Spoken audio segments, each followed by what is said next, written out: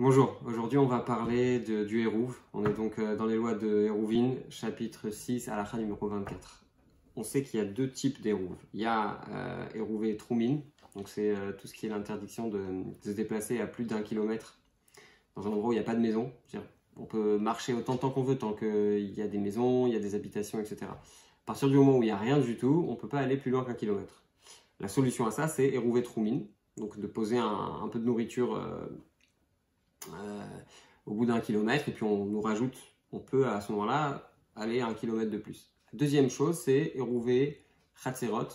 Donc on sait que Shabbat, on a l'interdiction de porter, de sortir des choses d'un domaine, du domaine public au domaine privé, et vice-versa. Donc il y a ce qu'on appelle l'Hérouvé Chatzerot qui permet de porter pendant Shabbat.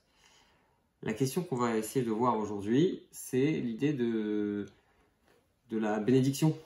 On sait que de manière générale, dans le judaïsme, quand on fait une bénédiction, c'est essentiellement pour des choses positives. Par exemple, on met les tefilines, on fait une bénédiction. On sonne du chauffard, on fait une bénédiction. Ce qui est bizarre, c'est que dans Hérouvé Troumin, on pourrait se dire, finalement, on n'est pas en train de faire une mitzvah, parce qu'on est en train de permettre de pouvoir faire quelque chose.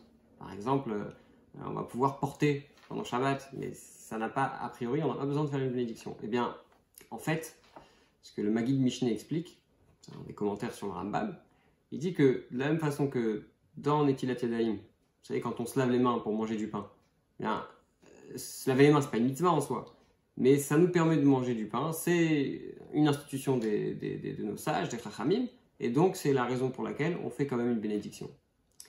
Le Ravad, qui est aussi un commentaire très classique sur le Rambam, d'ailleurs c'est un rabbin français, qui dit qu'en fait, non, on ne fait pas de bracha sur ce hérouv-là, parce qu'il n'y a pas de mitzvah. Et à moins de faire ce hérouv pour une mitzvah, on ne fait pas de bénédiction.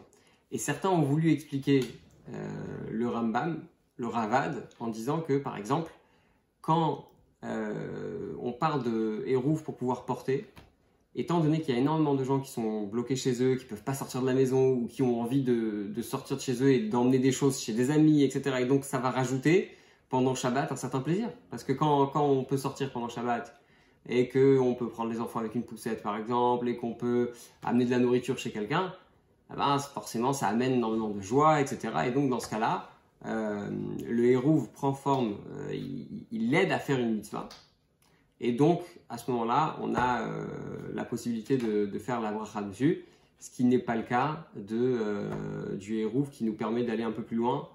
Ça n'amène pas forcément de plaisir de pouvoir dépasser d'1 kilomètre et encore 1 kilomètre, etc. Et c'est la raison pour laquelle, d'après le Ravad, on ne fait pas de bracha.